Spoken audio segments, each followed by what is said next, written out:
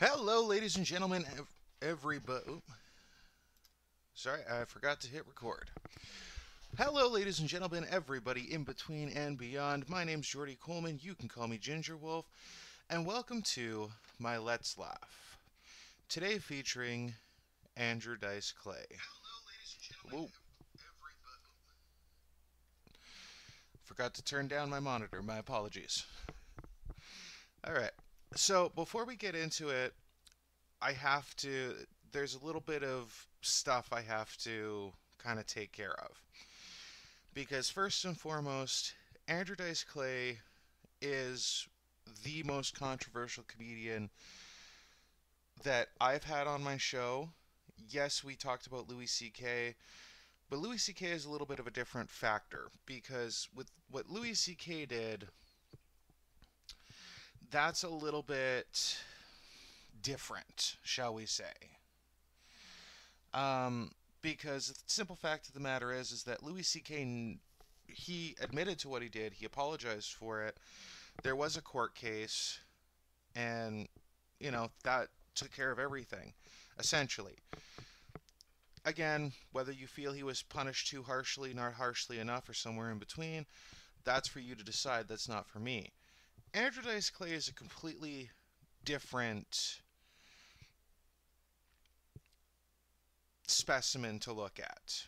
And before anybody wants to think anything or anything like that, I'm not going to try to make any excuses and I'm not going to try to make any apologies for what he has done.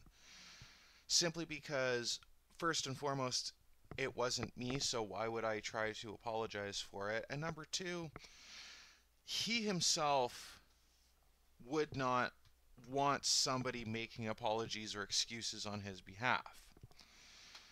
Secondly, and this is very important, and that's the fact that we're technically talking about two separate entities here. Because we have Andrew Dice Clay himself, which is the character, and Andrew Silverstein, who is the person. Now, for the sake of clarity, when I'm referring to the character, I will call them Dice. When I'm talking about the person, we're talking about Andrew. Just so that everything is as clear and concise as possible. Now, being the fact that he was essentially playing a character, that put him in a very tough predicament. Now, before we get into the Wikipedia page, and for everybody watching, and I am also going to say this just before we start the special, I am going to be putting a trigger warning here because he does say stuff that is very uncomfortable in today's climate. Again, not going to try to make excuses or anything for it, but he says sexist things, he says homophobic things, and he does also say racist things. But understand, before we get into this, that those are Dice. That's the character. That's not Andrew, the person.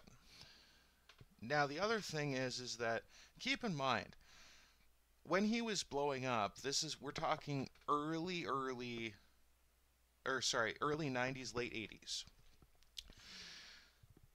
If he would have been a musician, whether it would be rap, whether it would be rock and roll, whatever the case would be, we wouldn't be having this conversation as it sits right now.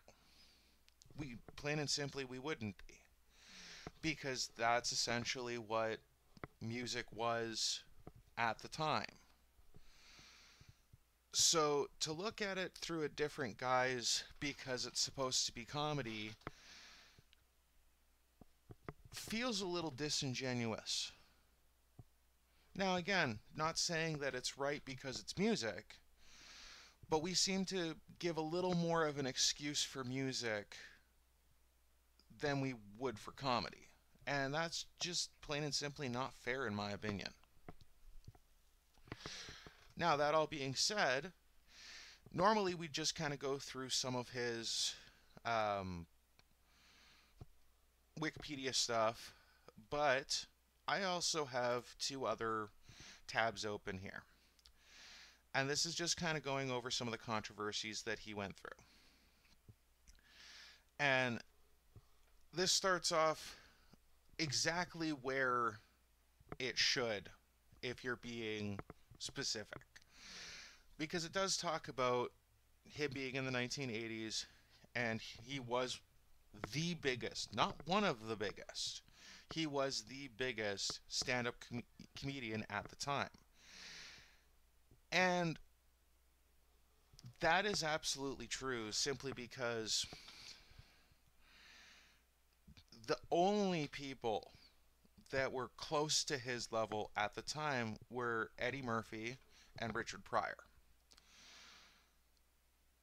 And as huge as both of them were, and they were also, one thing I will say that they did do that was bigger than him is the movies that they ended up doing. But Andrew Dice Clay did something that at the time was thought completely impossible. And that was the fact that he sold out Madison Square Garden 2 nights in a row. It was unthinkable and unheard of for a comedian to do that once, let alone twice. Now, to be fair, he does have a little bit of an advantage in that situation because he was from New York. And I say that because the character Dice is supposed to be that asshole, overly machismo, stereotypical New Yorker. That's the character. But let's go through some of the controversy stuff. So it says here his material is heavily homophobic and misogynistic, which I point out oftentimes it's the homophobic and misogynistic stuff in his act that people tend to focus on. Not a whole lot of people talk about the racist aspect of his material, which I personally find just a little bit hypocritical, because if you're going to call out the stuff that he was doing, call out all of it. At least do that. And in that sentiment, I will also call out the fact that he also did some transphobic material as well. But at least as far as I know, he was the only comedian that was talking about trans people. And keep in mind, again, late 80s, early 90s. It wasn't exactly in the conversation at the time. So the fact that anybody was talking about it, even if it was in a negative sense, is pretty mind-blowing. Anyway, so he was banned from MTV, which is that is actually kind of a funny story, because he kind of changed up his set when he was on MTV. Because he was basically told, now if you have to stretch, and he's like, what are you talking about stretching? And they're like, well, if Cher's not, because he was literally supposed to introduce Cher. He was supposed to do a few minutes of stand-up and then introduce Cher. And they're like, if you have to stretch, and he's like, we haven't worked anything out. Like, I'm supposed to go on stage, like, in a minute. And you're telling me this now? This is fucking stupid. So he changed his material because he knew he wasn't supposed to be super dirty when it came to the material he was doing on Mad TV. Or, sorry, this is actually Mad TV. My apologies. I'm talking about MTV. Oh, no, that is MTV. Sorry. He was also protested on SNL. Sorry, I was getting my stuff confused. My apologies. But it was the MTV Music Awards. This is back in '89. And yes, I have a encyclopedic knowledge of stand-up comedy where I don't even have to look up dates in some cases.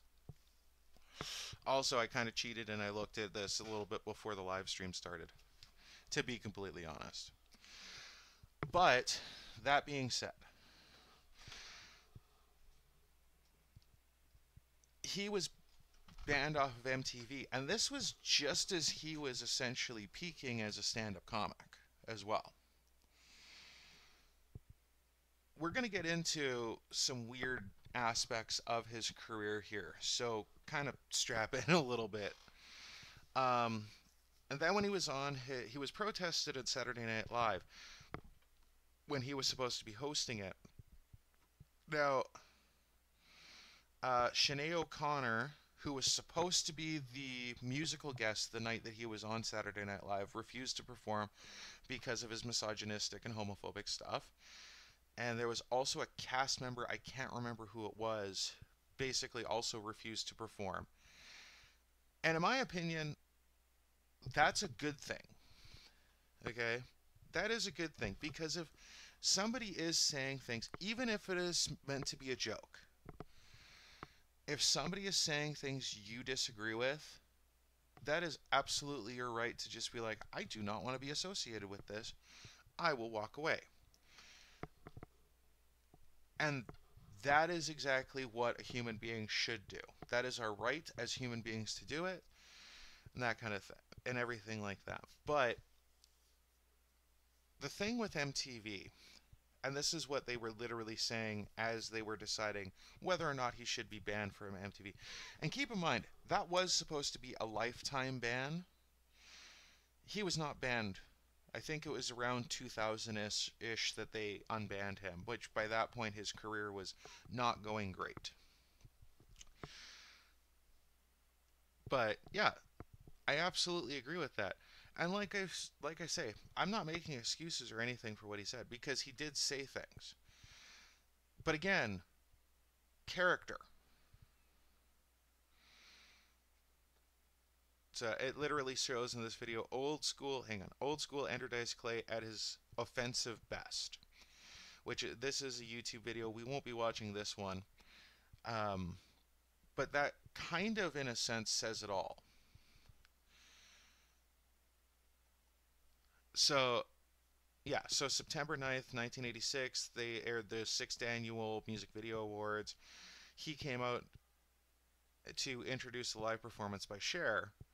Now, a lot of people were mad at his. Okay, it's 3 minutes of stand up, is what he did. A lot of people were mad about this because he had poems. And I'm not sure if the special we'll be watching is going to have any of his poems. Oh, speaking of which, the special that I originally wanted to display was his special called Ladies Only, which was his way of kind of apologizing without apologizing. Because Andrew, as a person, he knew he was saying things that were offensive to a lot of people. But he wasn't really saying it, it was Dice that was saying it. And Dice is the type of character that would never actually apologize for the shit that he does. We've all met somebody like that. Let's face facts. And he knew that character. And in knowing that that was the character that he had cultivated, he decided, instead of making an apology for it, he was going to completely flip the script around and do literally the same thing he had been doing before and target men instead. Basically to kind of show, yeah, women are getting a lot of this, minorities are getting a lot of this, gay people are getting a lot of this. Those just happen to be the typical targets here. I can do the same thing with any group, including men. And that was what he did. Whether you agree or not that that was adequate or a good call or anything like that, it's at least creative, and it shows that he actually thought about what he was doing. And sometimes a little bit of thinking about what you're doing when you're doing things that aren't great sometimes can change a lot. So yeah, he hosted Saturday Night Live. It was to promote his upcoming movie, Adventures of Ford Fairlane, which did flop. However, I will say, very underrated movie. I think it is absolutely hysterical as a movie. And it was actually a script that was floated around for quite a while before Andrew Dice Clay got cast as the lead role. Uh, this is how long it had been floating around. This was in, I can't remember if it was still in '89 or if it was the early '90s. But when it came to him, the original lead actor was supposed to be Frank Sinatra. And by that point, of course, Frank Sinatra, though still alive, was pretty old. Because he had signed a contract, they still had to offer it to him. And he was just like, "You serious right now? No, I'm good. Thank you." So, just as a little, yeah, right there. It was Nora Dunn and Sinead O'Connor that boycotted him on his Saturday Night Live appearance. Which, that in and of itself, especially in the late '80s, early '90s, to try to boycott somebody off of Saturday Night Live, that was a pretty big thing. Nowadays, Saturday Night Live is Saturday Night Live. We all know what Saturday Night Live is. But late '80s, early '90s Saturday Night Live, that was the comedy show. There really wasn't anything else. So to to protest him from Saturday Night Live, that's a pretty big deal.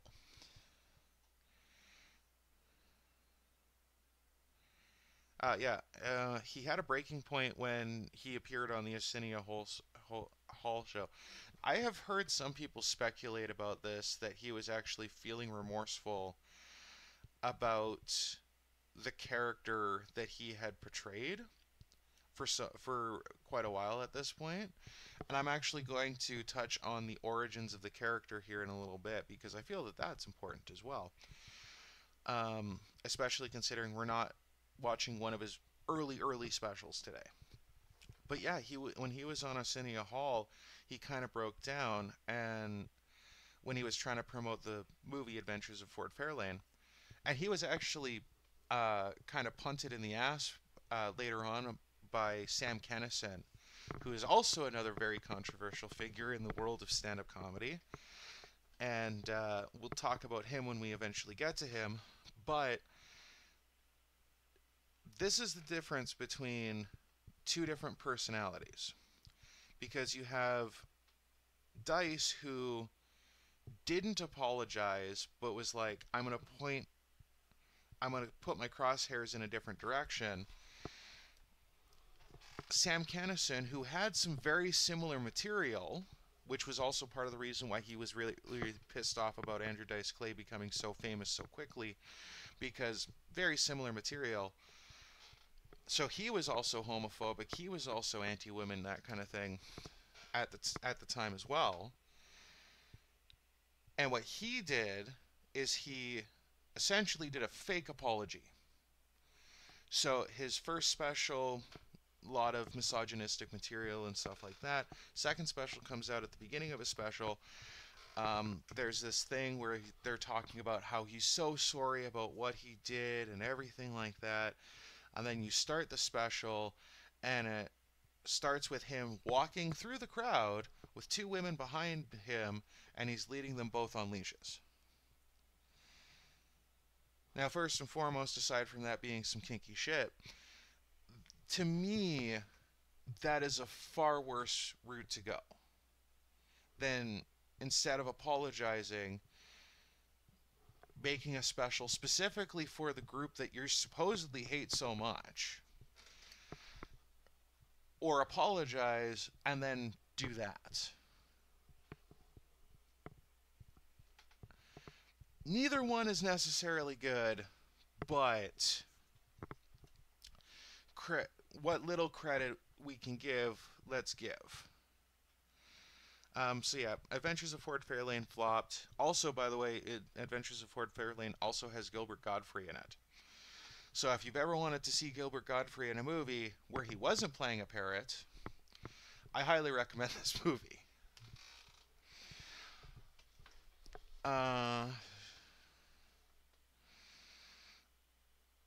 So yeah, so even to this day, Dice still defends his controversial act. I really, I just commit to what I do as a performer. It's not a it's not about being misunderstood. I think my career took off at a time where the world was changing a lot. Women were really fighting for their rights, gays were coming out of the closet. So I was like a lightning rod for every group looking for publicity, and that's what really caused a lot of craziness in my life. And that is true. Here's the thing though, and this will kind of be the last thing I say about some of the controversial stuff, at least as much as I can before we get into the Wikipedia article and everything. Here's the thing. A lot of people say it was because he was kind of wrung out as to why he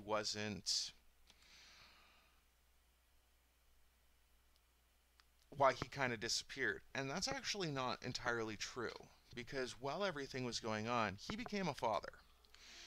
At the same time, his wife left him. So he took a huge step away from his fame to focus on raising his son. And now his son is actually somewhat successful in his own right. He has a band. I can't remember what the band is called off the top of my head, but I'm sure it's in the Wikipedia article. Now, again, let's give credit where credit is due because the simple fact of the matter is that I've only heard about this kind of thing in two particular cases where somebody will completely step away from being famous to raise their kids, and the other one is what's his name? He played the lead role in Little Shop of Horrors, the musical. Rick Moranis. There we go. Same thing happened to Rick Moranis. His wife passed away, unfortunately. But if you've wondered why you haven't seen Rick Moranis in films for a long time, that's why. Is because he wanted to focus on raising his kids. Now, the only reason why I kind of focus on this and bring it up is because, especially nowadays, where there's so many guys who will get a woman pregnant and then just up and leave, where he's somebody who the woman left him and he said, I gotta focus on my kid. That is at least a positive example. So there is a little positivity here. Again, not excuses or anything like that. But I do feel that that's something that should be pointed out instead of just pointing out on all the negativity. So that's pretty much that article. We can get rid of that. This article kind of goes on to the softer side, which kind of shows a separation of the characters. I've already been talking for almost a half an hour, so I'm not going to really get into this. But it does talk about how he himself has a lot of confidence, and the character, of course, has even more confidence. And he does literally almost every interview I've seen him do in the past, like, 5 years, I think. He's brought up the fact that he sold out Madison Square Garden. He talks about how he's not really afraid. Like, let's be real. Like, it's a shock comedy thing. It's a shock comedy. And you can be a shock comic without attacking people. You absolutely can. To a very small extent, and I will absolutely admit, if Andrew Dice Clay saw my set, he'd probably absolutely hate my set, because he's said a couple times that he's not big on magicians. So there's a good chance he'd probably hate my set. But, that being said, I do have a certain level of affection for him for the things that he did do in the world of stand-up comedy. Because he did do a lot of things, like, he was the first aside from Madison Square Garden, he was also the first stand-up comic to have a rock and roll agent as a agent for him, which was completely unheard of because rock stars did coliseums and big venues and stuff like that, stand-up comics mostly were in clubs.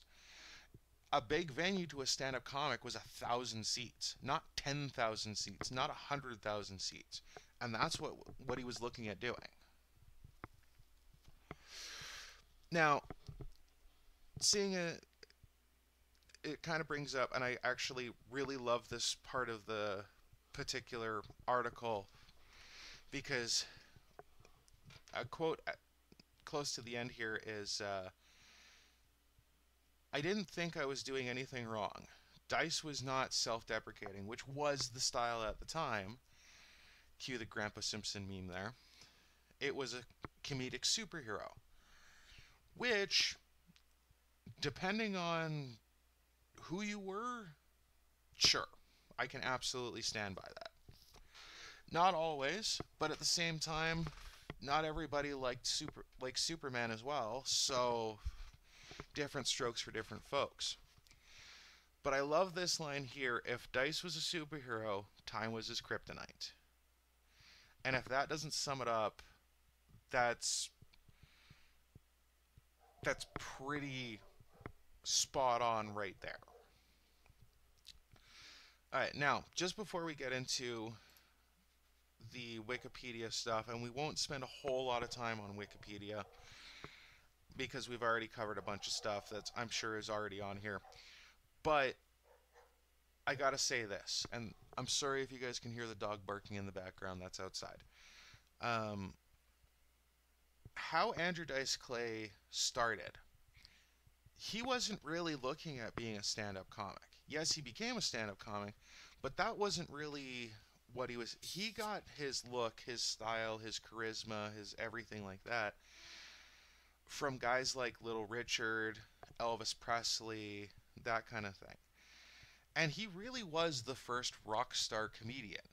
And there really haven't been a whole lot of rock star comedians. But it didn't quite start off as strictly comedy. It actually started off where he was doing impressions. When he first started hitting the stage, what he would do is he would get up on stage and he would play a very dorky, nerdy type of character. If you're familiar with the Nutty Professor, either one works, but I'm talking about the Jerry Lewis one, the original one, because that was, of course, the Eddie Murphy one wasn't out yet, so of course it was that one. It was that he'd drink a potion and then become Dice, the character Dice. And then he'd go in to sing some Elvis songs or Grease Lightning, stuff like that. And he's actually a very talented singer, and he's a really good impersonator too. You can still occasionally in some podcasts that he's on catch him doing some of the impersonations, because when he's on podcasts with other comics, it's a different thing than just getting a straight up interview, which is part of the reason why I love the fact that we have podcasts nowadays. The funny thing is, and I think this is also part of the reason why his star fell quite so fast and so hard, is that he was successful pretty much from the get-go. He did his thing. As he was leaving, somebody from the club literally was like, "We want you here like next week, like headlining." And he was not quite prepared for that. And so he goes, "Talk to my agent," and literally pointed at his dad, and his dad's just like, "Oh, fuck. Okay, I guess I'm your agent now." So technically speaking, his dad was his first agent, which is kind of a cool thing. So yeah, there is an aspect of change. Cut to today, because Andrew Dice Clay is still doing stand-up now. He still keeps the dice in his name, although I think from the clips that I've seen of his more modern stand-up, it's closer to himself.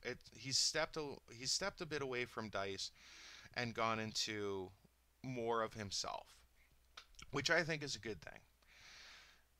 Dice still isn't completely on the cutting room floor, but if you ask him as a person, where's the line between Andrew and Dice? He says himself, He's not completely sure about that because the simple fact of the matter is that they share a closet. And a lot of his leather jackets and stuff like that, he's kept around. Now that we've gotten through all that, let's work on the Wikipedia page. So, he's a stand-up comedian and actor, rose to prominence in the late 80s with a brash, deliberately offensive persona known as the Diceman. And we already kind of covered that. In the 90s, he became the first stand-up comic to sell out Madison Square Garden for 2 consecutive nights. The same year, he played the lead role in the comedy mystery film Adventures of Ford Fairlane. I don't. I do want to bring up something because I also think. Sorry, this just kind of clicked into my brain.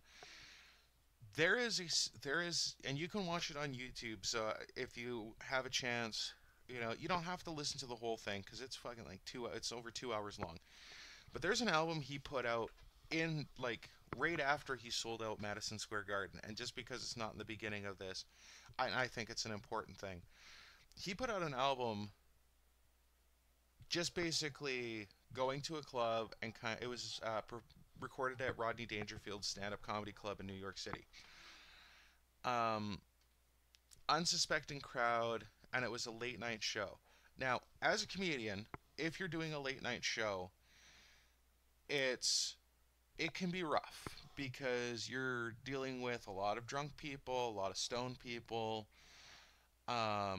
Sometimes they're just exhausted people. They don't have the energy to laugh, so they'll sit there. So it can be rough. But he enjoyed that kind of stuff. And so he recorded this thing literally not really doing anything as far as material, especially not the material he had been known for. He just completely did just shit, just kind of shot the shit with the audience. And there is a line in it where you can hear it, because you can actually hear people like getting up and leaving during it. It's like I say, it's like 2 hours long.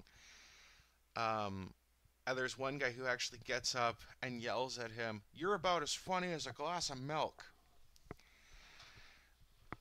And he enjoyed it. So, and this is part of the reason why I started off by saying I'm not making apologies for him, because he doesn't give a fuck himself. Why am I going to apologize for that? But that was he released that album, and there's no laughter in it. There's like a little bit of laughter in it, and it's almost kind of the first time for a comedian anyway. I can't speak for everybody, but as a comedian, the first time you kind of listen to it, you're kind of like, this is almost depressing. Like, why would somebody put this out? Especially at the peak. And by the way, that album was produced by Rick Rubin.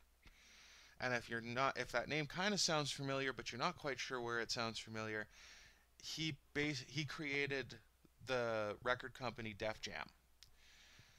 So like Run DMC, the Fat Boys, Beastie Boys, he essentially was the first record label that they were on.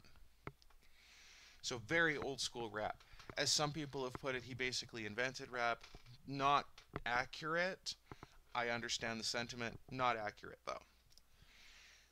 And Rick Rubin wanted to put albums out for Dice. So just perfect example of where he was aiming more towards a rock and roll style of thing than what was being done in stand-up comedy. Sorry, I digress. So it does talk about him being born and raised in New York City, and right there, Andrew Clay Silverstein. That was his actual name, and he went by, for the first little while of his career, he went by Andrew Silverstein, which not exactly the most performative name, but to each their own.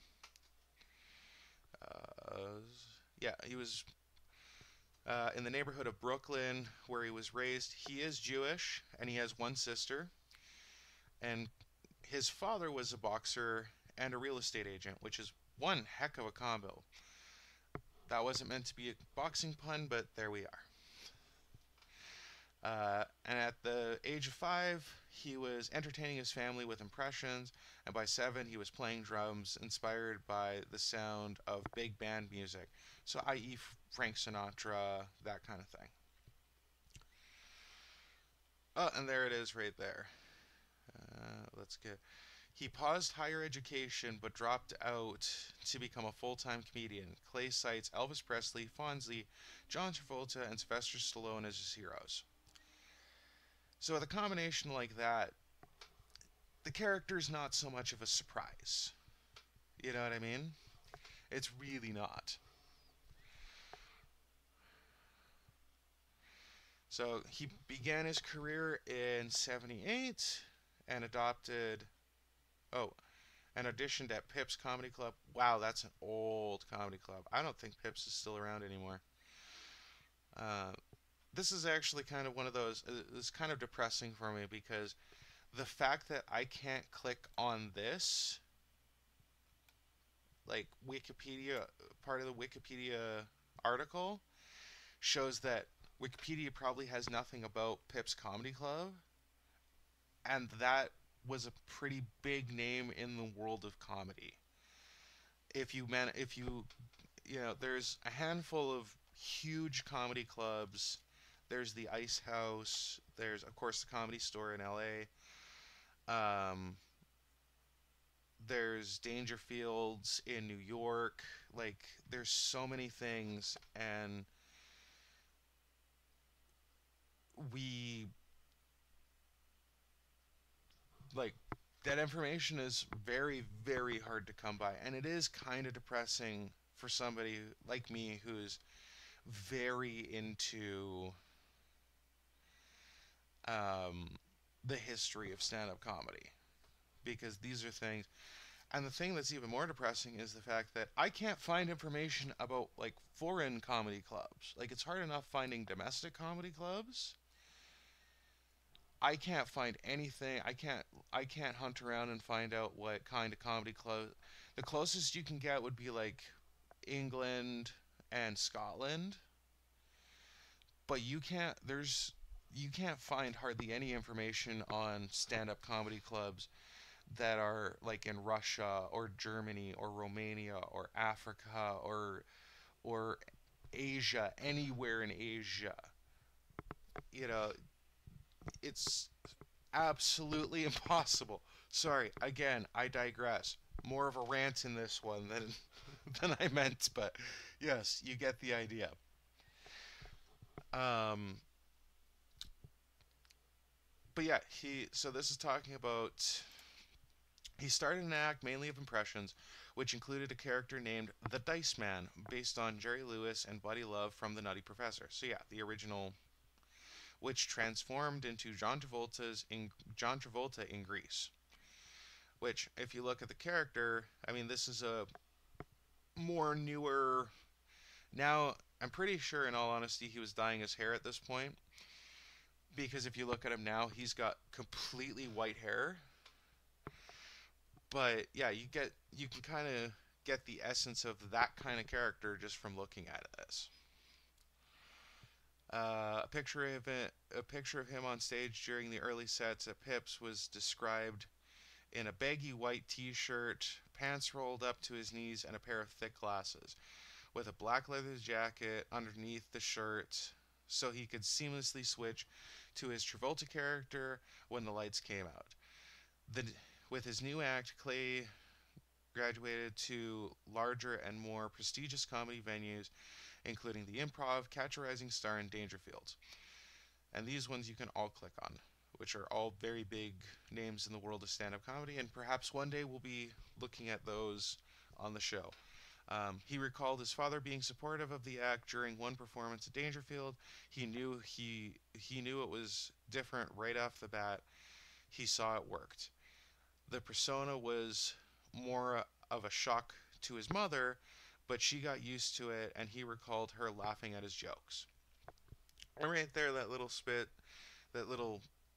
part there, kind of shows that he himself was a different person than the character. Although, how different? again, hard to say, but you know. Uh, by the by 1980, Clay had relocated to Los Angeles and landed work at the Comedy Store, owned by Mitzi Shore. For anybody who's curious, that is the mother of Pauly Shore. For anybody who was curious about that one, his sets were not an initial hit, and because of his dirty act and her unwillingness to have other comics follow him, Shore and Clay performed at late hours, resorting for him to wait and perform for 10 drunks. In 82, Clay landed his first film role appearance, appearing in Wacko. In 83, Clay added the Diceman moniker to his name and no longer relied on impressions and other notable figures, instead creating an alter ego based off of his heroes. He first used the act at the Comedy Store after he was asked to fill in for a comic who canceled their spot. He said, "I don't have my Jerry Lewis stuff with me, so I just wiggled it," saying whatever popped into my head. That is actually true, and we'll get into. Oh, that's interesting. He was actually on MASH. I did not know that, and I'm a fairly substantial fan of MASH. So, anyway, we're kind of gonna wrap this up here because I've been talking for 45 minutes. So again, went quite a bit longer than what I intended. But that all being said, where Dice got his really big break, and again, I'm sure it's on here somewhere. It's probably not that far down. But where Dice got his big break was very simply when he was performing at Dangerfields. Rodney Dangerfield had one of the first big name stand-up comedy television shows. And when he got on there, and I actually have this on DVD, so I'm very happy about it, but he did his thing, and he knew instantly from doing that one spot that he was going to be the biggest stand-up comic in the world. He knew it.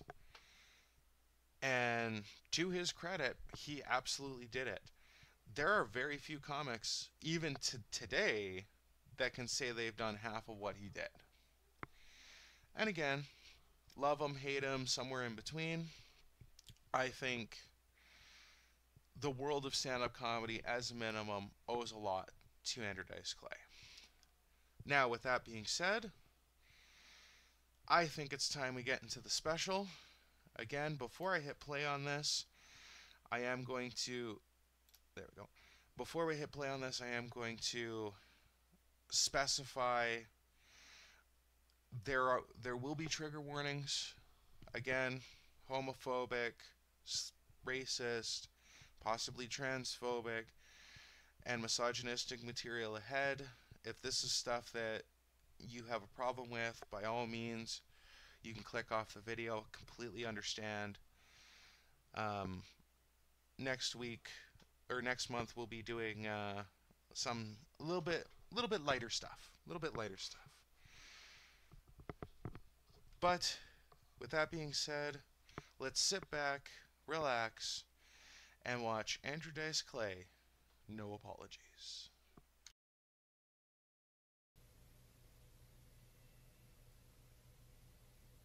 All right, cameras rolling. This is good. 5 days. Action. They said nobody wanted me anymore.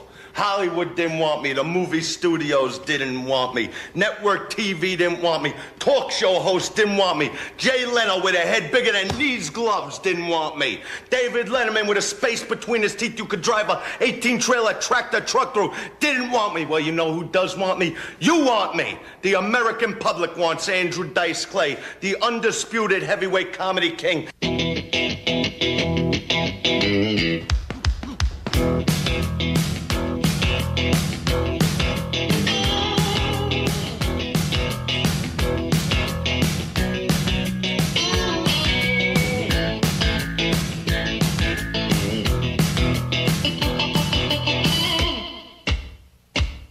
Where's my hair? I am the blue-collar comic. I am America's #1 comic. The undisputed weight. Heavy, I'm everybody. I'm my own comic. I love me so much.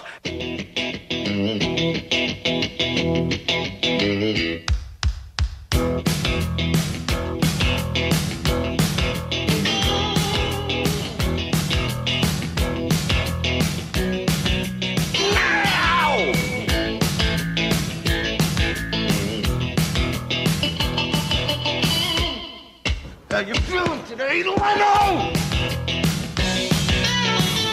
Mr. Potato Head? You know why I'm jumping up and down? Because I'm on the road and I'm not with my wife, who I hate. I don't want to be the bad guy. You'll make me the bad guy, but I don't mind that.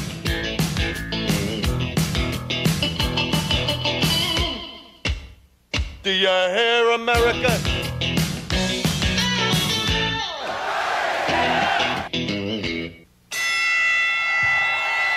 Ladies and gentlemen, America's #1 comedian, the people's choice, the king of comedy, the Diceman, Andrew Clay.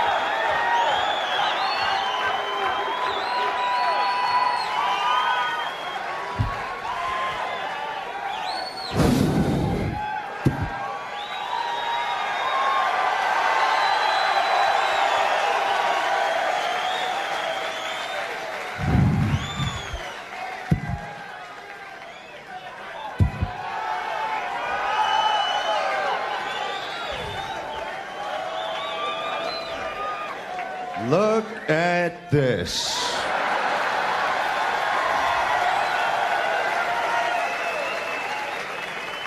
Stereo pussy, I love it. Very cute. Matter of fact, wait. Don't heckle me. Not yet. Let me warm up, jerk off.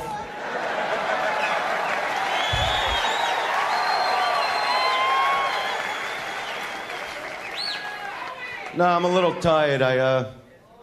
Before the show, I was getting my dick sucked. Yeah, I met this girl in front of the toilet. And you people, you think fame is great. Sucks. They don't want me for me. This girl keeps going. How are my friends ever gonna believe that I really met you? Oh!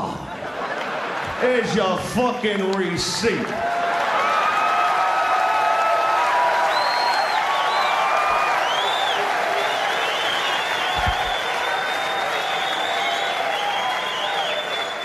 Because I'll tell you the truth. Nothing like getting a blowjob. Nothing like it. Getting a blowjob to me is one of the nicest things a woman could do for you. You know what I'm saying, right, sweetheart? I mean, I know girls come Christmas time, they want a nice gift. Little jewelry. Maybe a new coat to wear, huh? Not me. I know what I want on my birthday, Christmas, Valentine's Day, any fucking holiday there is.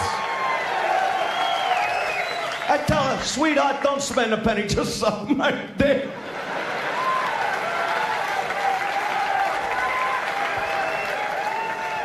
But you see what the problem is? A lot of guys get shy when they get blown. They like almost can't believe it. Especially if it's a girl they just met. They were just over the family's house, met the parents. Parents gave the girl a big build-up. Oh, what a fine girl we brought up. Went to the finest schools, just listen to her speak. 10 minutes later, you're in your car, she's sucking your dick like it's the Last Supper. And you're looking down like, I don't believe this. Look at this. I went to the gym today, I didn't take a shower. I took 5 steamy shits. Hey, if she don't smell it, I don't smell it.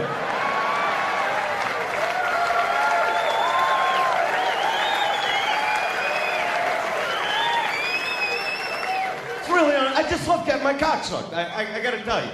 I don't know why I feel I have to make that public. But I do, you know. And a lot of guys, like I say, they get shy, you know. They never talk to the girl. They make like it's not happening, the girl's doing it, they're just... You gotta talk to them. There's gotta be some enthusiasm, you know? They gotta know you're enjoying it. You gotta look down like, hey, honey, you're doing a great job down there. I'll tell you what, let's get my balls into the mix, eh? That's it. Tickle my asshole a little. That's, of course, to someone you love. Like your girlfriend, you know what I mean? Your wife, someone you care about. If it's a one-night stand, you gotta say different things, you know? You gotta be like, just like fucking grandma.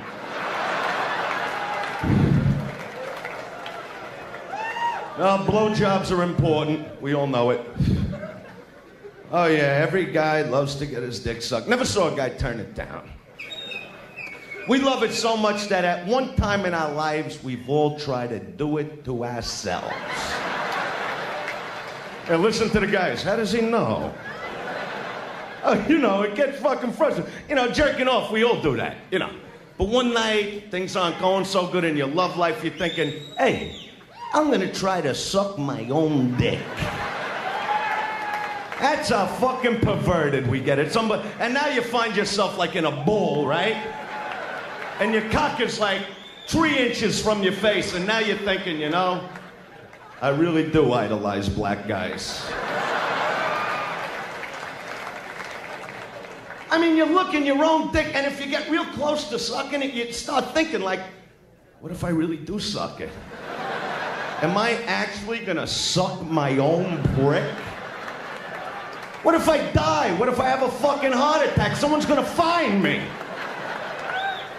Your parents might walk in the room. What are they gonna tell people? I don't know what happened. He was trying out for the gymnastics team. Something went wrong. Nothing like it. So how you doing, honey? All right? Having a good time so far? Good. Good, because you're a good target.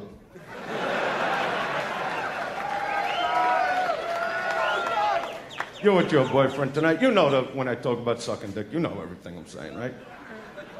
Did you blow him today? It's hot like balls out there. You gotta blow them on a day like today. The balls swell up on a day like today, sweetheart.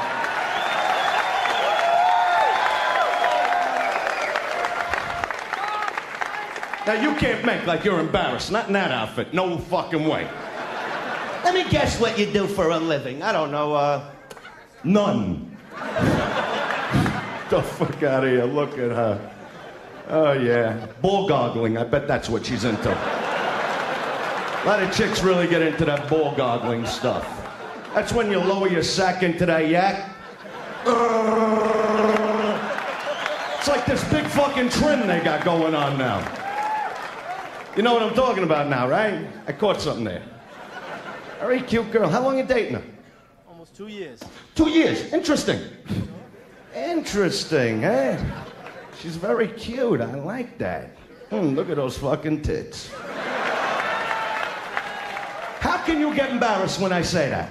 See, that's what gets me. I get in trouble all the time. Oh, he degrades women. He says things About us. The minute you get her in the bedroom, you know what you're hearing? Oh, use my gun! Fuck my gun! Shoot your load into my big fat motherfucking weather bean!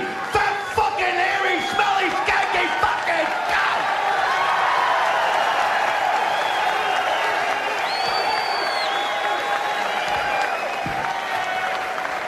And you wanna look at me! But you know what it is with women? 10 minutes later, they want to forget it ever happened. You know what I mean?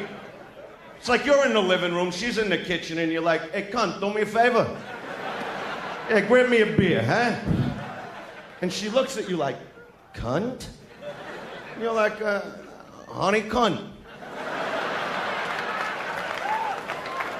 I mean, what if you don't have this discussion, you know? 2 weeks later, you're in some Italian restaurant with her family, right?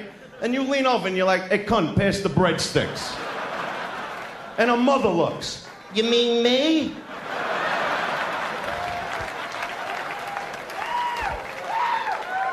See, that's why I don't understand, like, a guy like Prince Charles, right? That's why he lost that D chick. I wouldn't have lost her. Hot piece of ass like Princess D, 19 years old. You ever see a 19-year-old vagina, huh? That cute little pink dot in the middle of that fucking forest. It's so tight, small, you need a halogen lamp to find the thing. And your dick feels so big, you feel like you could practice the Heimlich maneuver on it, you know what I mean? But you see, the vagina, it's a funny toy. All of a sudden it goes from like 18, 19, now it's 45 years old. So it goes from like this cute little pink dot to a fucking veal cutlet parmesan. The lips turn brown like the meat in a grocery store. On a hot day, they start hanging down. One lip gets stuck to her ankle, the other one gets tangled up in your balls. You gotta call the fire department to get out.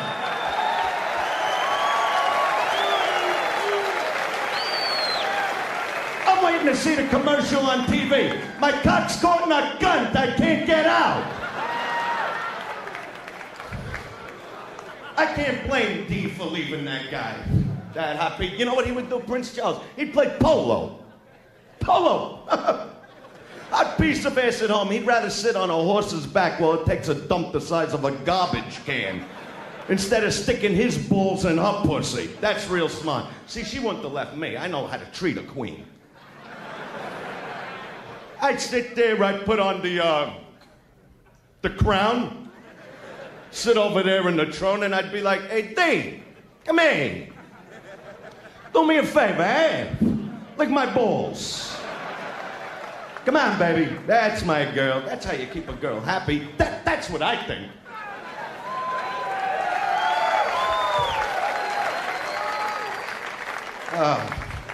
When I read stories like that in the news, I can't even bother with the news. The news is stupid. Look at the stories they come up with. Somalians.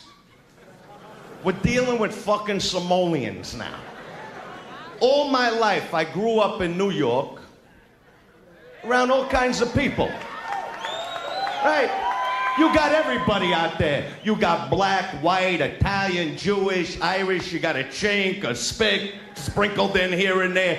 In my whole life, I never met one fucking Somalian. All my life, I thought Somalians was like money. Yeah, how much? 10 Somalians? There you go. Yeah. All of a sudden, they're people. All of a sudden, they're people. Now you got to care about them. You know what I mean? You're waking up calling your friend, hey, what's going on with the Somalians today? What? They're not eating right. We're not fucking eating right. Go ahead. Have one of those hamburgers at like Burger Crap or McDougal's, whatever they call it, and shit blood for 3 weeks. That's what happens to me. You know what you're eating at those places? Kangaroo fucking balls. Only in this country, they glorify every fuck. Hey, then the illegal chink boat comes in, right? I'm on the beach, I'm getting a blowjob. All of a sudden, I see like 500,000 chinks running at me.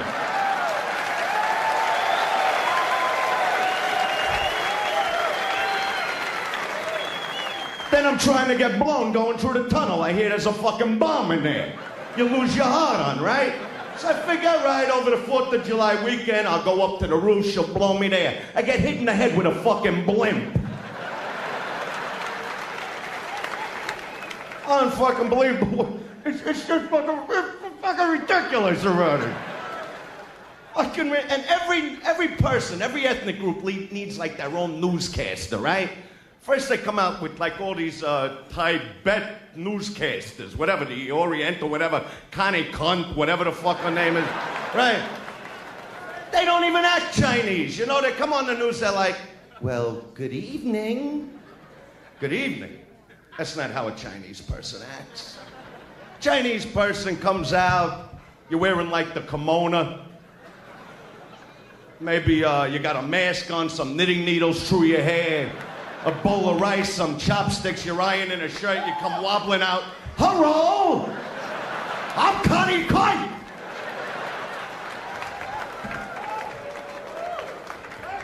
And the black newscasters act whiter than the white newscasters.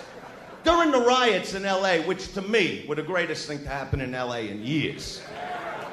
Unbelievable. Let me tell you, black people know how to have a good fucking time. They really do. But during those fucking riots, black newscaster comes on TV. Nothing like this ever happened in LA. And he's like, well, today downtown LA. And I'm going, that's no brother. Brother would come out, he'd be like, yeah. Well, today, one motherfucking knife, another motherfucking the motherfucking neck. Now there's gonna be some real motherfucking bloodshed. Because those riots were incredible. I was calling friends in New York last year, 4th of July. You know what they're doing? Burning sparklers, right? We're burning down 10-story fucking buildings. I got a car full of Walkmans and TVs. That's a good fucking time. The only one that lost out in the riots is Rodney King. That's it. He was the only one not getting anything, right? And I even figured if I couldn't get Joey Buttafuoco for the show, I would have called Rodney King up, you know? I'll give anybody a shot. But Rodney King, he's hilarious because he comes on TV. Everybody's getting everything they ever fucking dreamed of, right? And he comes on TV, all right? Now, I understand, all right, you couldn't, you know, guy can't take a punch, obviously. All right, get him some boxing lessons, you know what I mean? He comes on TV and he's like, please, brothers and sisters, don't do this for me. Now, you got a picture, some brother who's been living in this rat-infested fucking tenement, and for the first time in his life, he's standing in front of this 48-inch screen VCR TV fucking disc player, looking at Rodney King. Don't do this for you. Motherfucker, it's just be coincidence. I'll beat the shit out of you myself. I'm going to get a couch now. Everybody, Rodney King. Can't we get along? No, nobody gets along. Everybody sucks. Not blacks and whites, every fucking body. I hate everybody and everything about every fucking body. Because people are scumbags. What are you laughing about? You're the scumbags. You're the guys that when I'm sitting in the mall parking lot with my blinker on, waiting for the person to pull out, you take your little fucking sports car and cut the fuck in front of me. You're the scumbag. You're the guys that have that full wagon of food in the grocery store, and I'm going, hey, I just got this one item, and you look over like, yeah, so what? Do I fucking know you? That's when you gotta piss on the guy and run out with the shit. I fight with everything, man. I get into arguments with those soda machines in the hotels that keep shitting back the $1.03 in the morning. That you put in the dollar, all right, here you go, shits it back out, and you're looking, nothing wrong with this dollar. Nothing wrong with this. You stick it back in, comes out, stick it in, comes out. You kick the, give me my fucking soda! Everybody sucks. What, you think you're a great guy, huh? I could see you're a scumbag. Yeah, you're the guy in the fucking gym that comes walking over. Hey, you ain't pressing enough weight. You ain't doing it the right way. 8 in the morning, I don't want to hear you. The only thing I want to press 8 in the morning is my prick and some hot chick's ass in a crowded fucking elevator. Yeah, I see you. Big shoulders, big arms, big thighs, no dick, eh? Chicks could probably blow you and eat a hero sandwich at the same time, but fucking hard on. See, I hate people. I'm a funny guy like that. And you know what really gets me? I didn't mean to even say that. You see, I just saw you there. I said, he's a jerk-off. I'll rip him apart. But everything sucks, man. When you watch oh, what was I talking about? The riots? The riots. I wasn't done with the riots. With black people. See, a guy like you, I can't hang out with. You're boring. You're a white guy. I go to a disco with you. We walk in. You hit the dance floor. It's like a cerebral palsy contest. You know what I mean? You watch movies on TV like Ghost. Go to a theater with black people. Boys in the Hood, New Jack City, Malcolm fucking X. These people get involved. They bring their own weapons. You don't even know if you're getting out of the theater. You make it home, it's like, hey, baby, I told you we was gonna make it, hey! And black women, come on. They got a warmth and sexuality. Let me explain to you something. I live out in Hollywood. The chicks in Hollywood, you ever see their tits? Fake! Big fake tits. You're out to dinner now like with big tit, you know what I mean? The tits are across the table, wrapped around their neck like a scarf, and they're like, no, these breasts are real. And I'm like, baby, don't bullshit me. Don't worry, I got a bicycle patch and pump in the car. We'll fix that baby right up. They got no lips. Look how thin her lips are, huh? Look at those thin little lips. Can't even hold the full load, huh, sweetheart? And that's why they wear those G-strings, because their asses are so flat, they gotta separate whatever shit they got down there. Now you take a look at any sister. You wanna talk about big sensual lips, huh? They could suck a Toyota through a school fence. They got tits, you wanna feel a nipple, you gotta pick it up off the fucking floor. They got these bubble butts, you stick your dick in there, one swipe, you're out till New Year's Day. To me, that's fucking. You don't see the women applauding on that. Look at her. Look how mad she is. How can you? Well, I'd bang you too, sweetheart. Oh, yeah, you ain't too bad. You got nice lips for a white chick. But you don't have the kind of voices that black women have, those sensual voices. It's like if you ever call the white 900 numbers, they're boring. They come on, they're like, well, you know what I'm doing now? Yeah, what? I got my finger up your ass. Interesting. Now get it out. Call the black line. They get involved right away. They're like, yeah, that's it, baby. Yeah, give it to mama. I can't take no more of that shit. And those are just the guys I'm talking about. Oh, yeah. I know about everything. I watch the news. I see every fucking... The only thing that gets me really nuts on the news is the fucking weatherman. I'm in therapy because of the weatherman. Weatherman's driving me out of my fucking mind.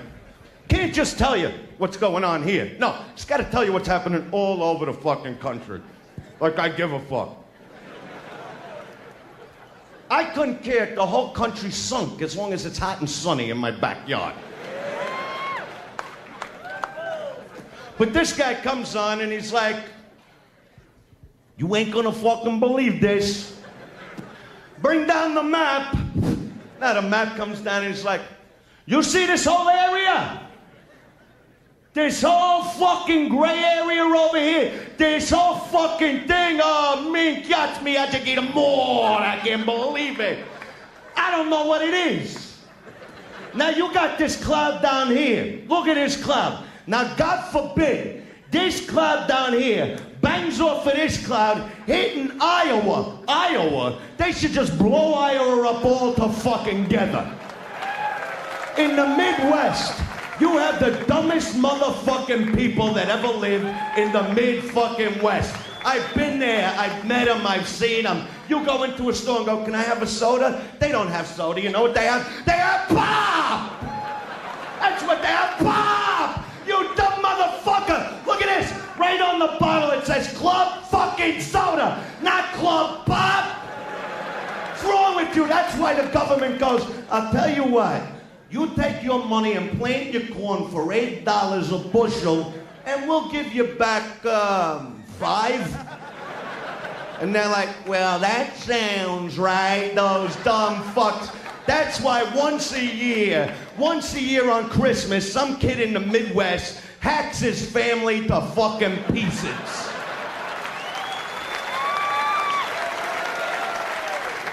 Because his whole fucking life, all he ever did was grow up around corn. Acres and acres of fucking corn. He'd pick it, he'd eat it, he'd shit it. So come Christmas, he's walking around going, I'm 19 years old. Haven't seen a good porno movie, never seen Disneyland, looks at his parents sleeping, picks up an axe. Merry Christmas, Mommy! Merry Christmas, Daddy! I'm going to New York! I'm going to have a good fucking time! Fuck you in the corn!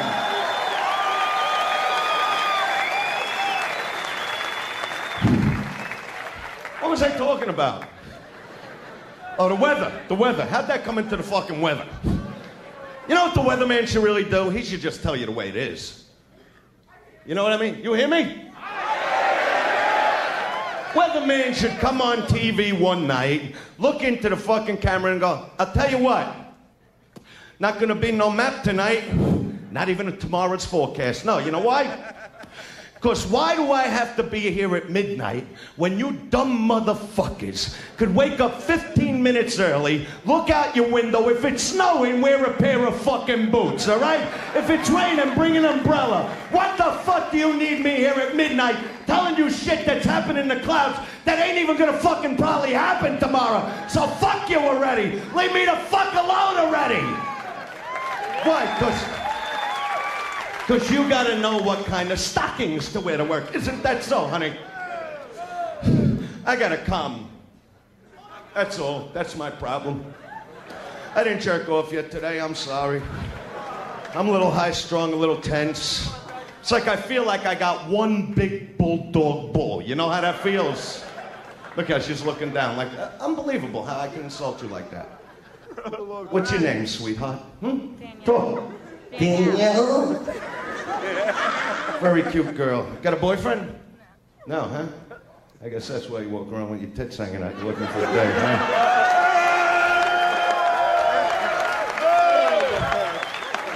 Who you with, honey? Just by yourself. Oh, this guy? Oh, the guy back here? Oh, the black guy. Now I understand. He'll choke you to death with his prick from there. Do you understand that? Oh, it's your girlfriend? It's your girlfriend, but she'd rather be with the black guy, believe me. I mean, looking at you now, I say he's a jerk-off, basically. How do you fuck this? How do you... Oh, you're with her, so you're a dyke. Okay, good.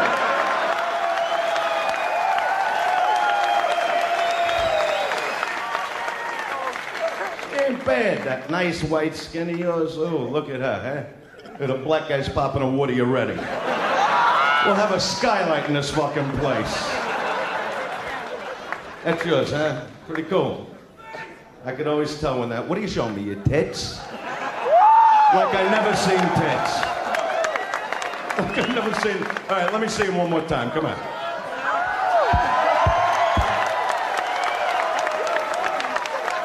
Real hoa. Real fucking hoa.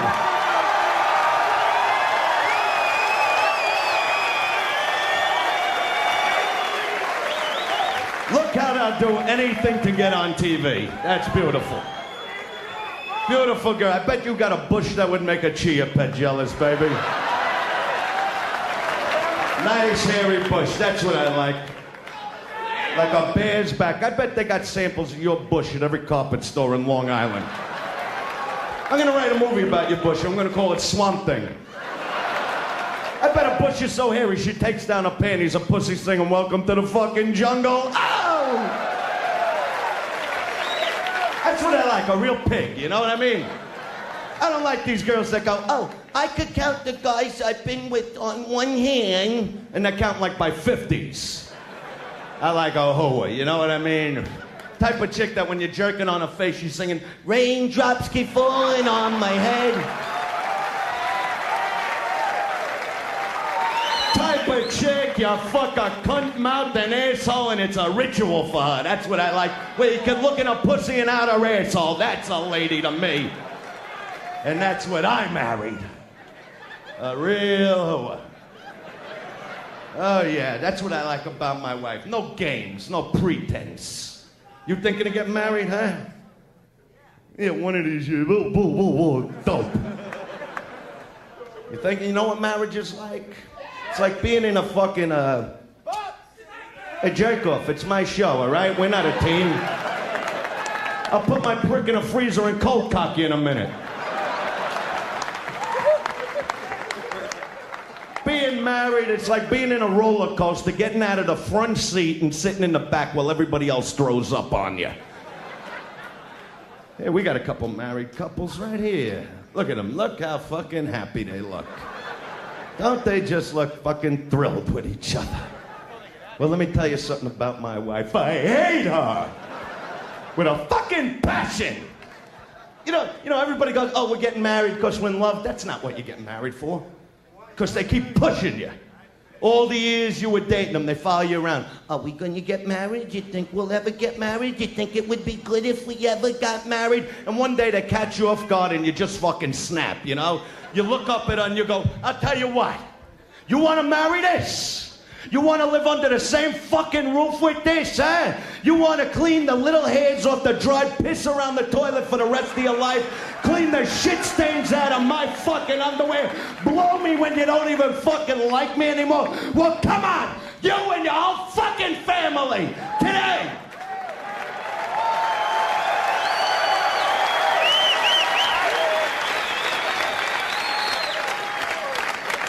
You know what I'm talking about, pal. I see it in your face.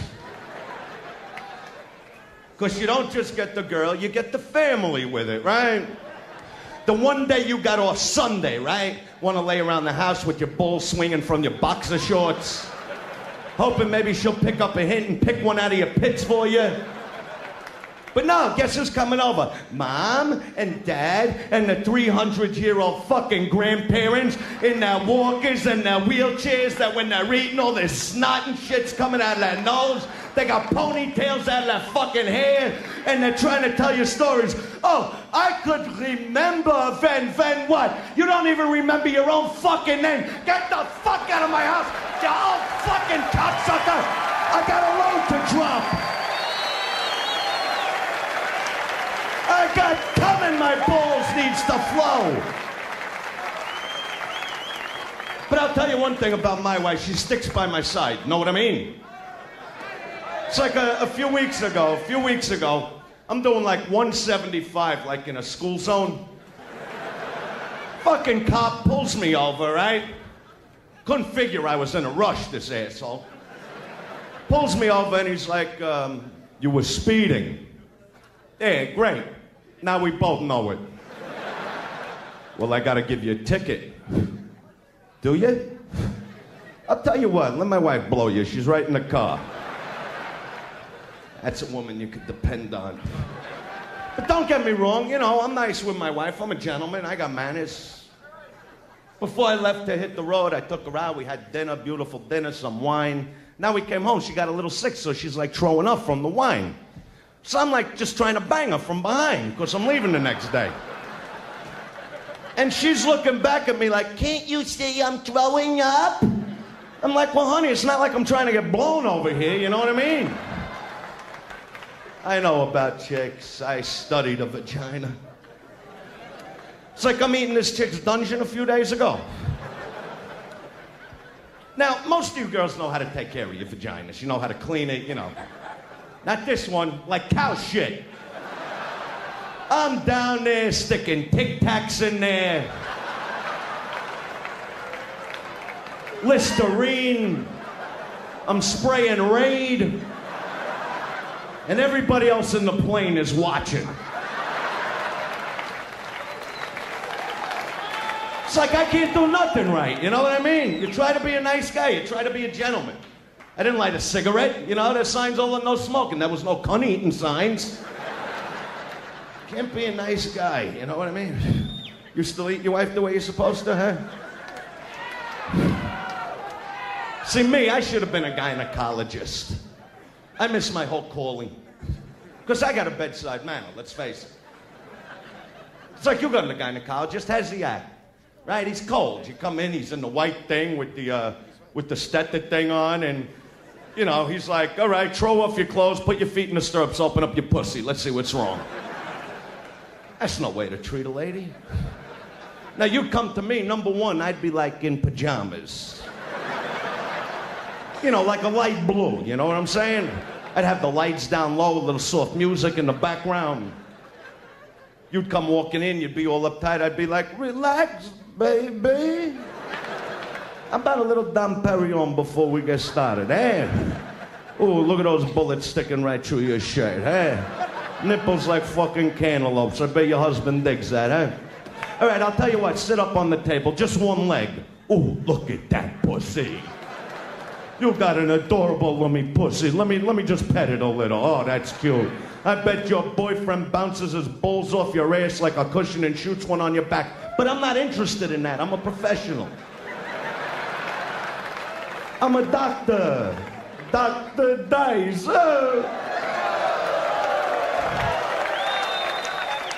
I'll tell you what, you're a little embarrassed in front of Dr. Dice. I'll tell you what, sweetheart. Turn over. Then I rip down your panties. Engage! Engage! All right, you got a yeast infection. Come back in a week. I always love that, yeast infection. Whenever my chick comes to me, well, I can't do it because I have a yeast infection. Oh, really? I could eat. Yeast don't bother me. Give me all you got.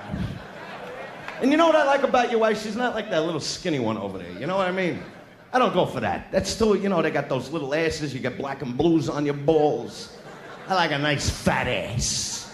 Where you really get that reverberation thing going, you know?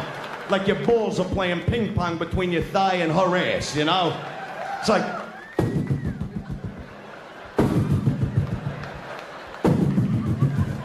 Your serve, honey.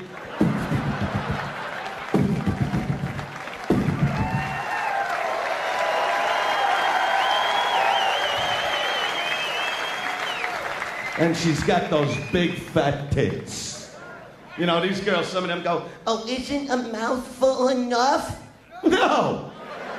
I like big fat fucking tits with the fucking stretch marks that when they're hanging over you, holding the backboard of the bed, and their tits are like swaying. They're just swaying. You're like jumping for nipples. Ah, ah, ah. That's what I like. Big fat tits with a big fat fucking ass and a hairy fucking bush that I can plow all day long. All day long, eh? What are you shaking your head? You're with like 9 guys over here. You're a jerk-off artist. Everybody knows that about you. Which, don't get me wrong, there's nothing wrong with jerking off. I love it. 29 years I'm jerking off. When I hit 30 years, I'm buying my dick like a gold Rolex. You know what I mean? Nothing wrong with jerking off. Nothing wrong with it. Here, look what jerking off did for Pee Wee Herman, right? Look what a big star Pee Wee became. One stroke, he was the biggest star in the nation. I never even liked Pee Wee till I heard he jerked all over himself. Now I'm his biggest fan. I'm waiting for his next movie to come out, The Adventures of Pee Wee, coming in a theater near you.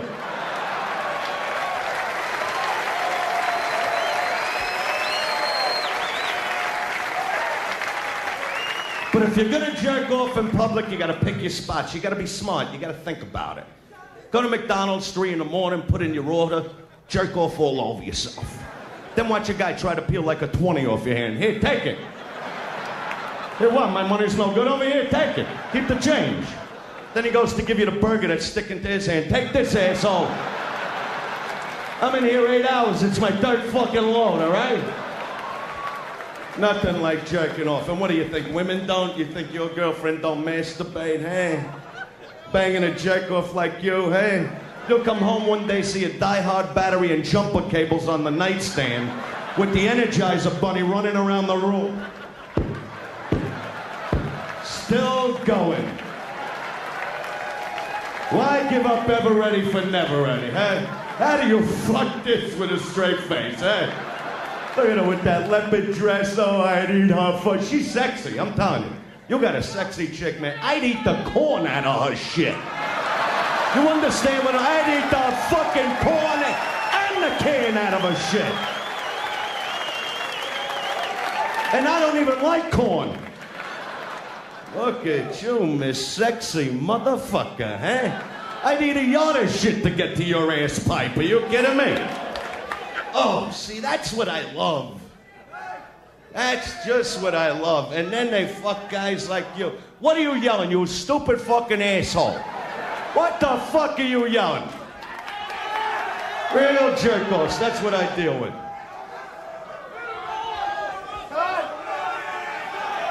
Don't yell. Hey, look. Number one, I know my poems and I know my act, but I'll give that guy up there just one poem to keep him happy. Roses are red, violets are blue. I fucked your mother in the ass and she had you.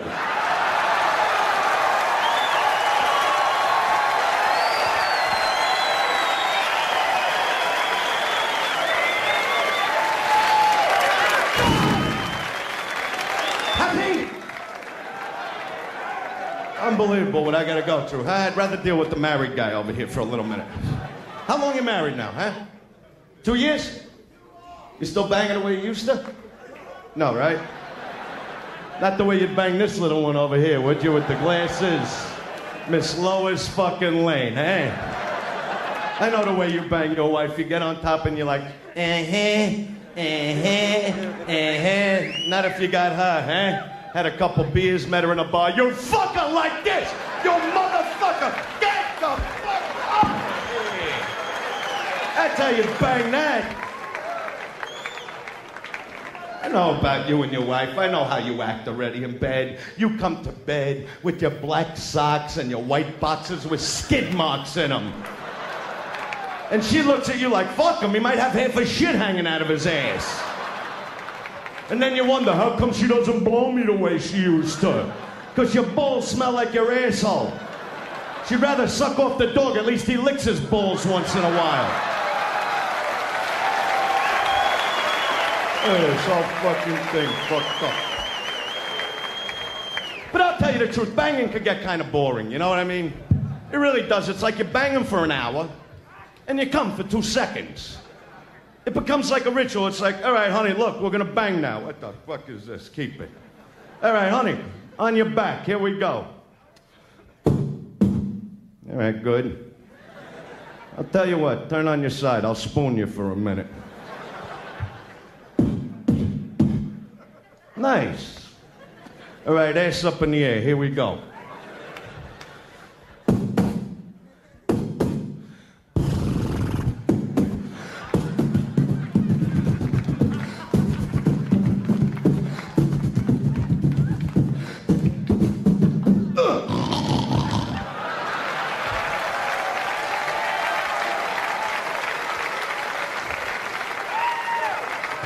That's too boring for me. Me, I'd rather come for a half hour, you know what I mean? I want to come like I'm taking a fucking piss. Bang for 2 seconds and then write my name in the floor. Shoot everybody in the house. I don't want to see her fucking head when I'm done coming, you know? I want her to look like Frosty the fucking Snowman with a carrot hanging out of her mouth. That's coming. Because you think they come, they don't fucking come. No, they get wet. Big claim to fame. Touch any chick in the room. Hey, Dave. Oh, I'm wet. Great, I got a couple stamps and envelopes we got to get out in the morning. That's why I don't understand why they came out with the Elvis stamp. I mean, it's a good seller, but think if they came out with, like, the pussy stamp. Little hair on it, stick it in some garbage so it stinks like one. I'd go to work for the post office. Ah!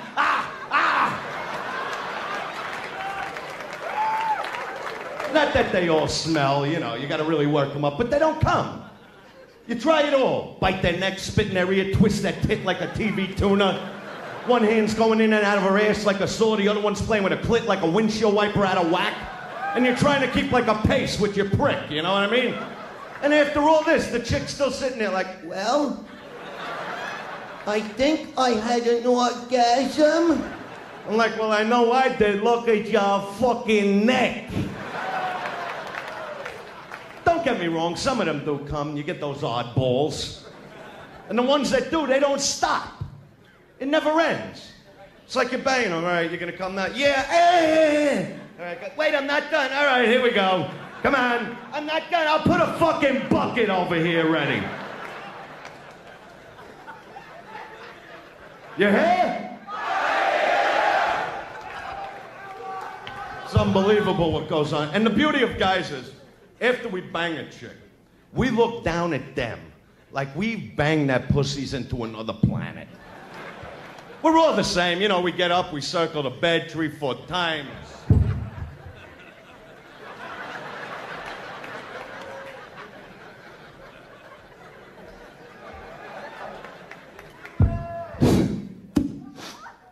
You okay, honey?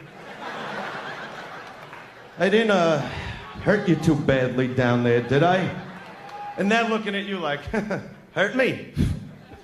Triplets could come out of here like the Alaskan bobsledding team.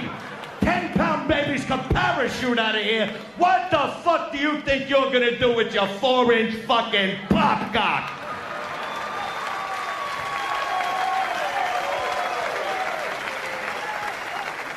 And married guys, we get real sick in bed after a while. We come up with great ideas for chicks like, hey, honey, I got an idea. Maybe I'll piss on you tonight, huh? Sound good? I was thinking about it like, you know what I mean? And the chick looks at you like, you think? Go ahead, piss on me if you don't mind waking up in the morning with a mouthful of shit. I'll show you what morning breath is all about. Piss on me, cocksucker, I'll bite off your balls and spit them in your fucking face. But that's you, isn't it? That's the type of guy you are. I bet you don't even cut your toenails when you fuck her. It's where you get a good grip, you know what I mean? Hygiene pisses me off, though. You know, it's like deodorant. What am I using deodorant for? I don't get my armpits blown. I don't bother with it no more. Jerk off. Fucking jerk off. She's hot, though. I like her. All dressed up in pink. Oh, would I eat you? I'd put my face in your ass till it looked like one big piece of shit. 'Cause I care. When was the last time he did it, huh? Not a long time. Look how she's looking at me. Oh, I can't believe he said that. That's it. Hold his hand. Everything will be okay, won't it, sweetheart? You know, I really didn't get to know you two.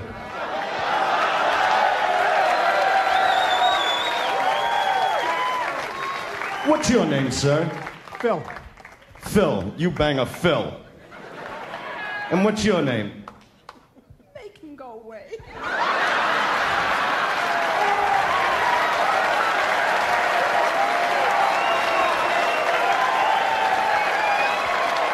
Make him go away. She wasn't screaming that 15 hours ago. When my balls... Phil and make him go away. That's an interesting... Look at the way her tits jiggle when she laughs. She's so cute. Really like... No, what is your name? What is your name? Louise. Louise. So you're married to Phil, right? Oh, you're not? You're just fucking him? He's just using your pussy, huh? That's real nice. Tell your parents a little about it. Come on, you're on TV, baby. Talk.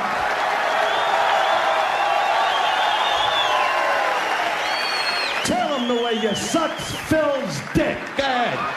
Tell him the way you lick his ass like there's a Slurpee coming out of it. Go ahead, tell him all about that. And what's your name, honey? Marianne. Mary Ann. See, I could see fucking a Mary Ann. You know what I mean? Look at her. Would you bang Mary Ann, Phil? I mean, you're not married. Yeah.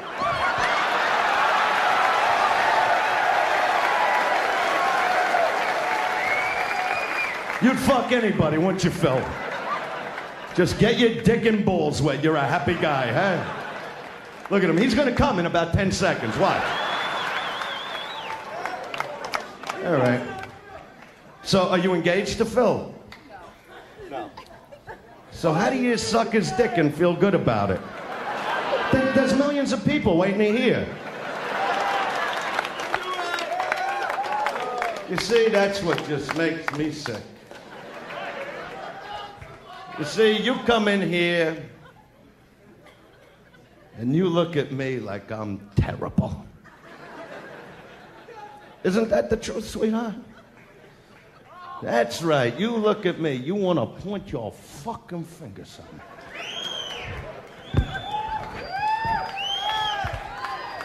That's right, baby. You want to point your fucking fingers and go, oh, that's the bad guy. That's the one that says all the dirty things. Talks about pussy and cunt and sucking and fucking. That's the bad guy, right, honey? That's right. Look at me, the bad fucking guy. You ever see me get blown up here? You ever see me fuck anybody up here? But you blow Phil, don't you? But I'm the bad guy, huh? I say it all. I talk about fucking them in the ass, fucking them in the cunt, but it's okay when Sharon Stone flashes a pussy in a fucking movie. That's okay, right? Demi Moore, 9 months fucking pregnant with a fallopian tube sticking out of her ass on the cover of a fucking magazine. And that's okay. Woody Allen lives with his fucking step-fucking daughter over there, and that's okay.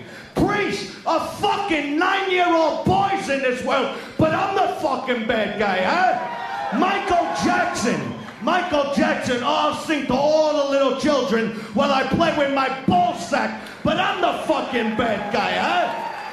Sinead O'Connor. How about the peach with fucking teeth, huh? Sinead O'Connor rips up a picture of the Pope on national television, but I'm the bad fucking guy. And Madonna. Oh, I love Madonna. Madonna blows a bottle in a fucking movie, sticks a knife up a twat in a book, and plays with a pussy on stage in front of 10-year-old kids. But that's okay, because there's a drum beat behind it. But I'm the bad guy. Well, fuck you and fuck them.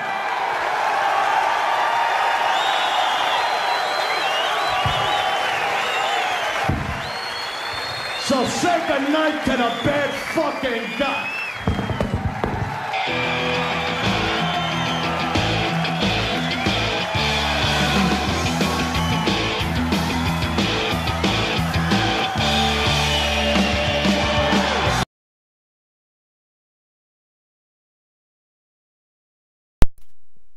All right, and we are back.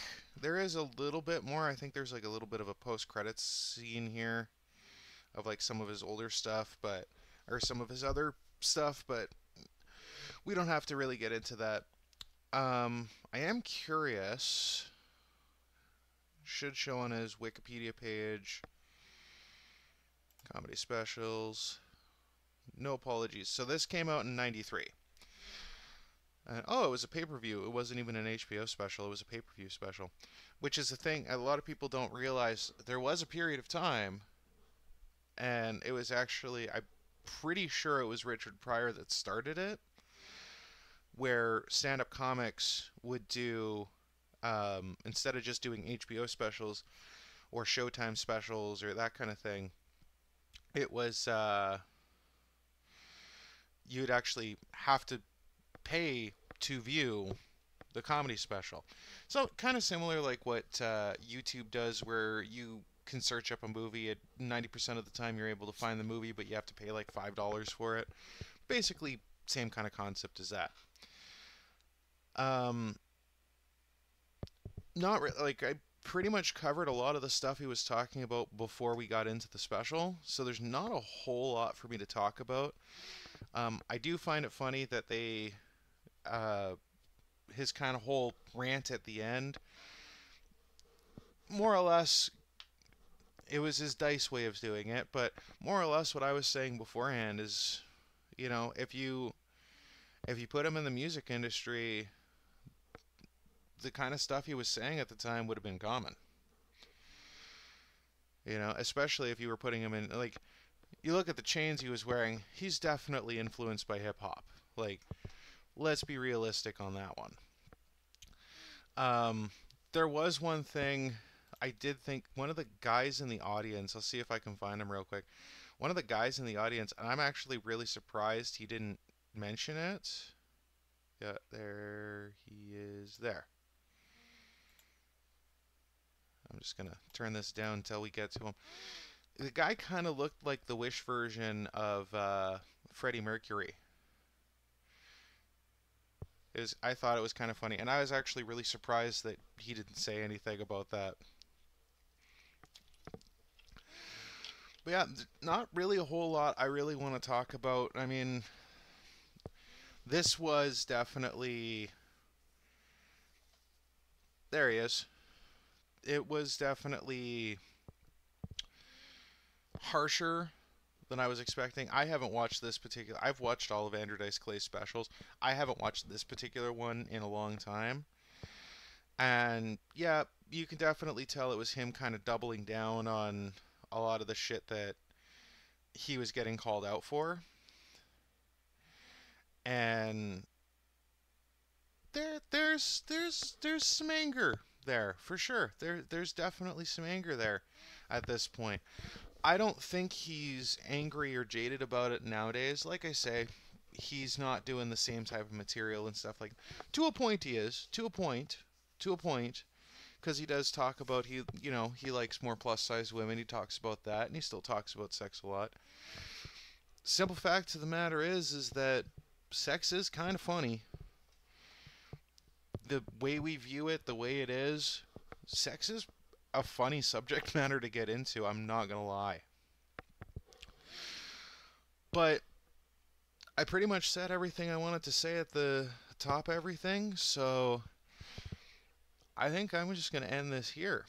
Let's take a quick look to see who is up next month. Now that we're past Andrew Dice Clay. I will admit, it was actually funnier than I was expecting it to be. For as much as that counts for.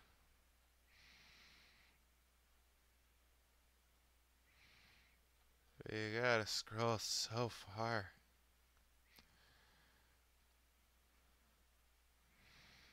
So, I already checked. David Allen Greer doesn't have a special. I think George Wallace does.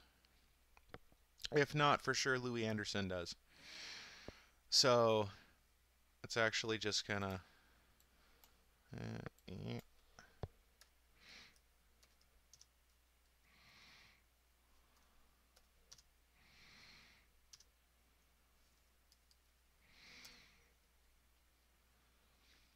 Yep, we definitely got a special here, so... Make sure it's actually a special. Yeah, there we go. Perfect. So it's definitely going to be George Wallace for next one, which is actually, I'm very excited for that one because although I've seen clips of him doing stand-up, I haven't seen a full special of his, so I'm actually super happy to see this one coming up.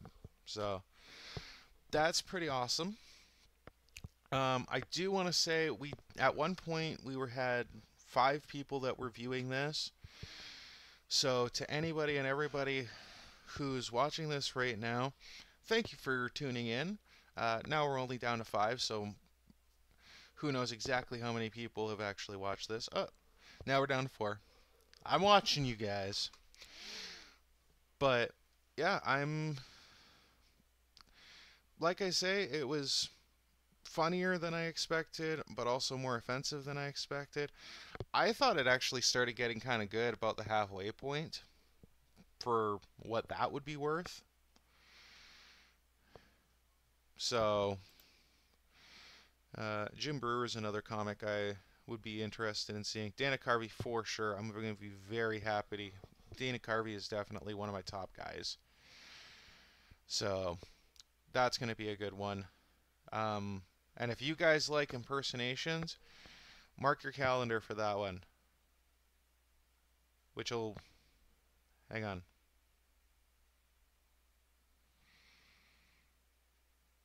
It should be probably the second week in July, because in July we're switching the format. Instead of being a weekly or a monthly show, we're going to start doing it weekly.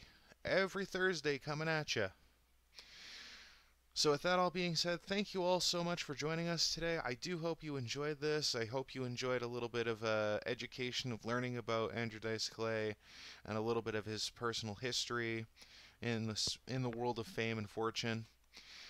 But again, thank you all so very much for watching, and always remember, don't do anything I wouldn't do. You should probably stay away from most of the things I would do. And always remember to take care and keep laughing.